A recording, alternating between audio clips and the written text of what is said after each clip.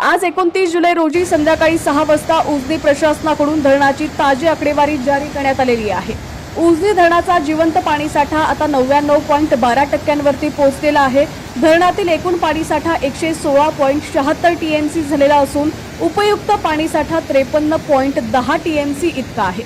दौंड येथील नदीपात्रातून धरणात येणाऱ्या पाण्याची आवक आता थोडी कमी होऊन 29,437 क्युसेक इतकी झालेली आहे।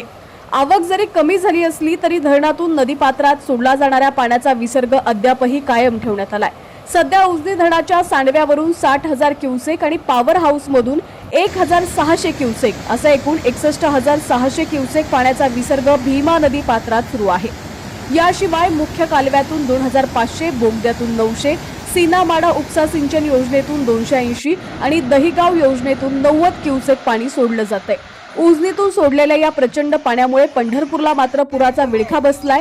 हे पाणी पंढरपुरात धडकलेलं असून चंद्रभागा नदीनं धोक्याची पातळी गाठलेली आहे। ऐतिहासिक जुना दगडी पूल पूर्णपणे पाण्याखाली गेलेला आहे। एवढंच नाही तर वाळवंटातील लहान मोठ्या मंदिरांनाही पुराच्या पाण्यानं चारही बाजूंनी वेढा घातलेला आहे। धरण क्षेत्रात आणखी पाऊस झाल्यास हा विसर्ग वाढवण्याची दाट शक्यता प्रशासनानं वर्तवली आहे।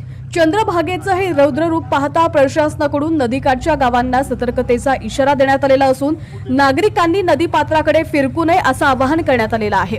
दौंडवरून येणारी आवक आणि धरणातील 99% वर आलेला पाणीसाठा पाहता रात्रीतून विसर्गामध्ये आणखी वाढ होऊ शकते।